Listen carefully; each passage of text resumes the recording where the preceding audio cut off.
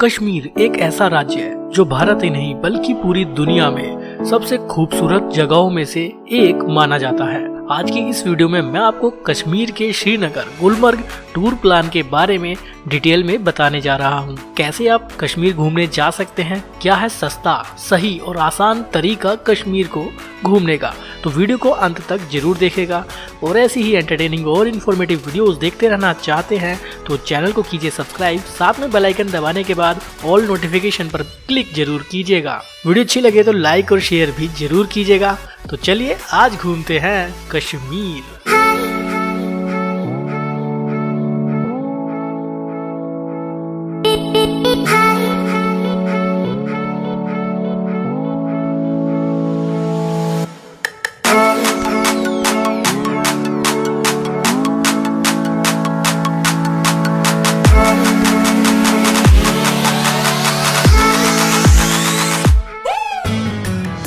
Kashmir tour में सबसे पहले बात करते हैं श्रीनगर की। श्रीनगर कैसे पहुंचा जाए। अगर आप बाई फ्लाइट आना चाहते हैं तो देश के सभी बड़े बड़े शहरों से डायरेक्ट फ्लाइट अवेलेबल है। दिल्ली की बात करें तो 5,000 से 7,000 रुपए का टिकट बनता है फ्लाइट में दिल्ली से श्रीनगर का, जिसमें 1.5 घंटे का समय लगता है। अगर आप बाई बस आना चाहते हैं तो डायरेक्ट बस श्रीनगर के लिए दिल्ली से भी अवेलेबल है। इसके अलावा देश के अलग अलग बड़े बड़े शहरों से भी डायरेक्ट बस सेवा अवेलेबल है, जिसकी बुकिंग आप ऑनलाइन भी कर सकते हैं jksrtc.com पर जाने के बाद। दिल्ली के प्राइस की मैं बात करूं तो वोल्वो में चार्ज रहता है 2,199 रुपए। सेमी नॉन एसी डिलक्स बस की बात करूं तो 1,837 रुपए का टिकट बनता है। और ऑर्डिनरी बस में तो मात्र 1,649 रुपए के टिकट में आप दिल्ली से श्रीनगर आ सकते हैं। इसके अलावा श्रीनगर देश के बाकी सभी शहरों से भी बाय रोड डायरेक्टली जुड़ा हुआ है। अब बात करते हैं ट्रेन की। अगर आप ट्रेन से आना चाहते हैं तो नजदीकी जो रेलवे स्टेशन है वो जम्मू, कटरा और उधमपुर है। जम्मू से श्रीनगर के बीच की दूरी 268 किलोमीटर है। कटरा से श्रीनगर के बीच की दूरी 240 किलोमीटर है। वहीं उधमपुर से श्रीनगर के बीच की दूरी करीब 201 किलोमीटर है। तो उधमपुर रेलवे स्टेशन सबसे बेस्ट होता है श्रीनगर जाने के लिए। इसके अलावा उधमपुर से आपको बाय बस या बाय टैक्सी बनिहाल तक आना होगा। बनिहाल तक आने का क्या खास कारण है वो भी मैं आपको बता देता हूँ। इनके बीच की दूरी 93 किलोमीटर है। बाय बस अगर आप आते हैं तो 3 घंटे के सफर में आप 150 रुपए पे करने के बाद उधमपुर से बनिहाल आ सकते हैं। बाय टैक्सी आना चाहते हैं तो शेयर टैक्सी में 400 से 500 रुपए किराया लिया जाता है, बनिहाल पहुंच सकते हैं। बनिहाल एक ऐसी जगह है जहां पर रेलवे स्टेशन मौजूद है। बनिहाल से श्रीनगर के बीच रेल सेवा चलती है। बनिहाल रेलवे स्टेशन से हर एक घंटे पर श्रीनगर के लिए ट्रेन मिल जाती है। ये रेल सफर बहुत ही खास होता है। इस रेल सफर में आप कश्मीर की सुंदर वादियों को एंजॉय कर सकते हैं, वहाँ के सुंदर और आकर्षक नजारों को देख सकते हैं। इस जर्नी में जो पूरा टाइमिंग रहता है करीब 1.5 घंटे का रहता है और मात्र 35 रुपए का टिकट लगता है बनिहाल से श्रीनगर तक का। श्रीनगर का जो रेलवे स्टेशन है वो नौगाम के नाम से जाना जाता है। यहाँ बहुत अच्छे सीनिक व्यू को एंजॉय कर सकते हैं। बाय ट्रेन आने का सबसे बेस्ट तरीका यही है। इसके अलावा कटरा से भी डायरेक्ट बस से आ सकते हैं, जो 650 से 850 रुपए किराया लिया जाता है और शेयर टैक्सी में 500 से 1,000 रुपए किराया लिया जाता है। बट डिपेंड करता है सीजन पर, तभी कटरा से आपको शेयर टैक्सी वगैरह मिल पाती है। इसके अलावा आप अपनी पर्सनल कार, बाइक या फिर रेंटेड टैक्सी से भी श्रीनगर तक पहुंच सकते हैं। श्रीनगर पहुंचने के बाद सबसे पहला सवाल आता है कि स्टे कहाँ करना है। देखिए श्रीनगर में बहुत सारे होटल्स अवेलेबल हैं और होटल्स में रुकना तो बहुत आम बात है। किसी भी शहर में आप आसानी से होटल में रुक सकते हैं, लेकिन श्रीनगर जो जाना जाता है वो अपनी हाउस बोट के लिए बहुत ज्यादा फेमस है। केरल के अलावा आप कश्मीर में हाउस बोट को एंजॉय कर सकते हैं। श्रीनगर में डल झील है, उसी डल झील में इन हाउस बोट को अरेंज किया गया है। यहाँ पर भी आप स्टे कर सकते हैं, जिनके चार्जेस बहुत ज्यादा नहीं होते हैं। मात्र 400 से 800 रुपए में भी आपको यहाँ एक नाइट का स्टे करने का मौका मिल जाता है। इसके अलावा कुछ महंगे हाउस बोट भी डल झील में अवेलेबल हैं, लेकिन डिपेंड करता है कि सही लोकेशन पर आप हाउस बोट का चुनाव करें। क्योंकि हाउस बोट में स्टे करने के बाद अगर आपको श्रीनगर किसी दूसरी साइट्स को विजिट करने जाना है तो आपको वहाँ पे मौजूद शिकारा बोट को ही लेना पड़ेगा।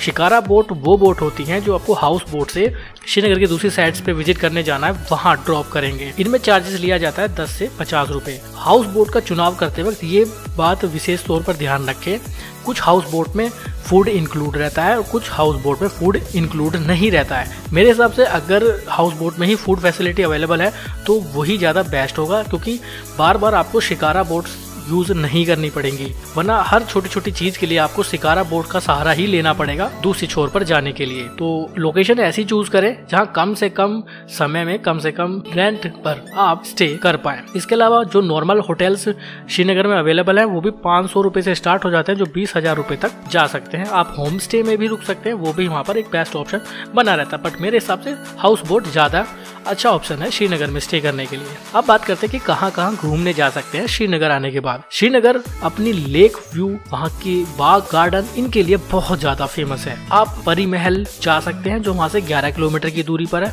आप चश्मे शाही बाग घूमने जा सकते हैं जो 1 एकड़ में फैला हुआ है, जिसे रॉयल स्प्रिंग के नाम से भी जाना जाता है। आप नागिन लेक घूमने जा सकते हैं जो डल झील का ही एक हिस्सा है। इसके अलावा आप निशात बाग घूमने जा सकते हैं जो डल झील के पास में ही स्थित है और 46 एकड़ में फैला हुआ है।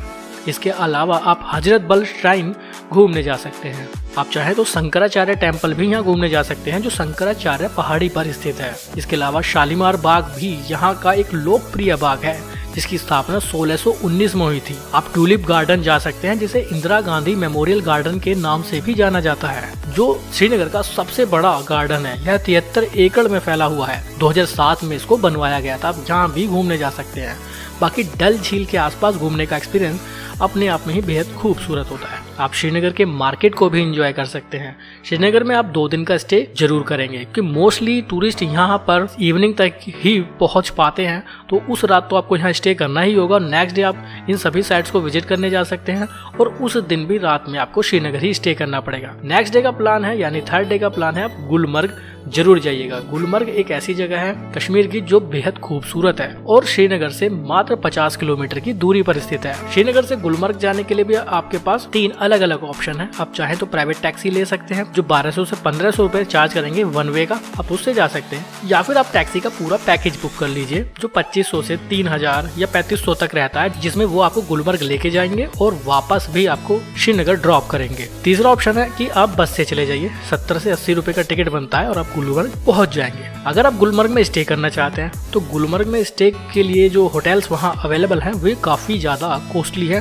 1500-2000 रुपए से वहां स्टार्टिंग होती है और कभी कभी सीजन पर डिपेंड करता है तो 2500-3000 रुपए में वहां रूम मिल पाते हैं। गुलमर्ग एडवेंचर लवर के लिए बहुत ही शानदार और खूबसूरत जगह है। अब चुनाव आपको करना है कि आपको गुलमर्ग स्टे करना है या फिर मॉर्निंग में गुलमर्ग आने के बाद इवनिंग तक एंजॉय करने के बाद वापस श्रीनगर जाना है। जो आपको सही लगे आप कर सकते हैं। अगर नाइट स्टे करना चाहते हैं तो 2000-2500 में आपको आसानी से होटल अवेलेबल हो जाएगा। गुलमर्ग आने के बाद गुलमर्ग की गंडोला राइड करना तो बनता है क्योंकि ये राइड बेहद खास होती है। इसको रोप वे भी बोला जाता है जो बेसिकली 2 फेजेस में वहाँ होती है। पहला फेज है गुलमर्ग से कांगडोर तक और दूसरा फेज है कांगडोर से अपर हाईएस्ट पॉइंट तक। अगर आप सीजन में आते हैं यानी फरवरी, मार्च या जुलाई तक आते हैं तो आप दोनों फेज की गंडोला राइड एंजॉय कर सकते हैं। बट अगर आप विंटर में आते हैं यानी नवंबर, दिसंबर, जनवरी, तो आप 2nd फेज की गंडोला राइड को एंजॉय नहीं कर पाएंगे क्योंकि वो बंद कर दी जाती है बहुत ज्यादा हैवी स्नोफॉल हो जाने के कारण।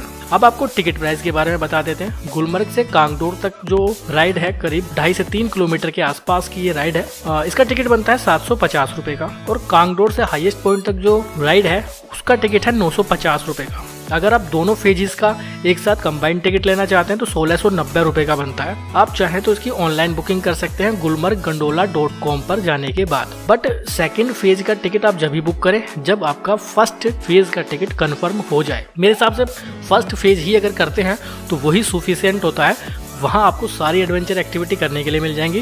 बेस्ट है 1st फेज जरूर करें। पहले फेज में 1 घंटे में 1500 पैसेंजर को ले जाने की कैपेसिटी होती है और दूसरे फेज की राइड में 1 घंटे में 600 पैसेंजर तक ही जा पाते हैं। 3 साल से छोटे बच्चे का कोई टिकट नहीं लिया जाता है और 3 साल से ऊपर के सभी बच्चे और बड़ों के लिए फुल टिकट लेना पड़ता है।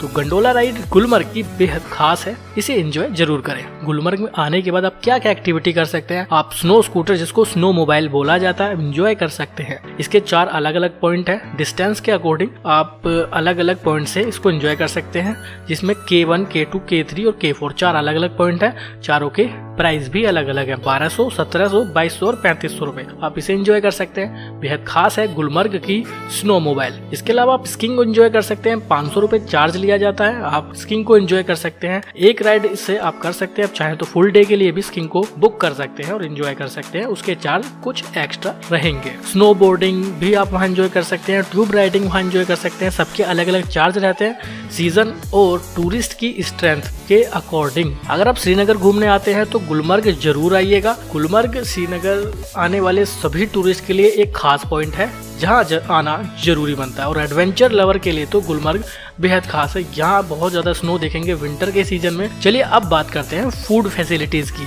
कि श्रीनगर और गुलमर्ग में फूड फैसिलिटीज कैसी है। देखिए, श्रीनगर, गुलमर्ग इन सभी जगहों पर आपको नॉन वेजिटेरियन और वेजिटेरियन दोनों ही तरह का फूड आसानी से मिल जाएगा। बेस्ट टाइम कौन सा है श्रीनगर गुलमर्ग को एंजॉय करने का? देखिए, मार्च से लेकर जुलाई तक सबसे ज्यादा टूरिस्ट यहाँ पर आते हैं, क्योंकि श्रीनगर गुलमर्ग में बहुत ज्यादा स्नोफॉल होता है विंटर के समय में। तो कुछ जगहों पर रास्ते ब्लॉक हो जाते हैं, बंद कर दिए जाते हैं। तो ऐसे में मार्च से लेकर जुलाई तक आप कभी भी आइए, बहुत एंजॉय करेंगे। और हो सकता है कि मार्च के मंथ में आपको गुलमर्ग हाईएस्ट पॉइंट पर बहुत ज्यादा स्नो भी देखने के लिए मिलेगी। कुछ स्नो एक्टिविटीज भी आपको मिल जाएंगी। बट अगर आप बहुत ज़्यादा स्नो लवर हैं, स्नोफॉल को एंजॉय करना चाहते हैं, तो नवंबर से लेकर फरवरी तक जरूर आइएगा। इस समय बहुत ज़्यादा स्नो यहाँ मिलती है। बहुत सारी ऐसी एक्टिविटी जो स्नोफॉल के दौरान ही होती हैं, वो सब एक्टिवेट हो जाती हैं। इस समय भी काफ़ी ज़्यादा टूरिस्ट श्रीनगर और गुलमर्ग घूमने आते हैं। बात बजट की कर लेते हैं। अगर आप सिर्फ श्रीनगर को कवर करना चाहते हैं और ट्रेन से लोकल ट्रांसपोर्ट को यूज़ करके अपनी जर्नी को करना चाहते हैं, तो मात्र 4,500-5 हज़ार में आप श्रीनगर की जर्नी पूरी कर लेंगे और अच्छे से घूमने के बाद वापस चले जाएंगे। बट अगर आप श्रीनगर के साथ गुलमर्ग को भी इंक्लूड करना चाहते हैं और वही सब ट्रेन, बस, लोकल ट्रांसपोर्ट को यूज़ करना चाहते हैं, तो आसानी से 8 से 10 हज़ार में आप इस पूरी जर्नी को कर पाएंगे। 2 नाइट का स्टे आप श्रीनगर में कर लीजिए, 1 नाइट का स्टे आप गुलमर्ग में कर लीजिए। आप 3 रातों में आसानी से पूरी इस ट्रिप को एंजॉय कर पाएंगे। ये टूर आपका सबसे बेस्ट रहेगा किसी दूसरे टूर के कंपैरिजन में। इसके अलावा मोबाइल नेटवर्क की बात करें तो मोबाइल नेटवर्क बेसिकली कश्मीर पहुंचने के बाद प्रीपेड सिम वहाँ काम नहीं करते हैं, पोस्ट पेड सिम ही वहाँ काम करते हैं। तो ऐसे में आपको ये तय करना होगा कि कश्मीर आने से पहले एक पोस्ट पेड सिम जरूर लें, तभी आपका मोबाइल नेटवर्क चालू हो पाएगा। सेफ्टी सिक्योरिटी से संबंधित कोई भी प्रॉब्लम आपको फेस नहीं करनी पड़ेगी। वहाँ के लोग आपकी बहुत अच्छे से खातिरदारी करेंगे। बहुत अच्छी मेहमान नवाजी आपको देखने के लिए मिलेगी श्रीनगर और गुलमर्ग में। वीडियो कैसी लगी कमेंट बॉक्स में जरूर बताइएगा। कोई सवाल, कोई क्वेश्चन अगर रह गया है तो वो भी कमेंट बॉक्स में जरूर डालिएगा। वीडियो को ज्यादा से ज्यादा लाइक और शेयर जरूर कीजिएगा। ऐसे ही एंटरटेनिंग और इन्फॉर्मेटिव वीडियोस आपके लिए लगातार बनाते रहेंगे, तो प्लीज लाइक, शेयर और सब्सक्राइब करके जाइएगा। बहुत बहुत धन्यवाद।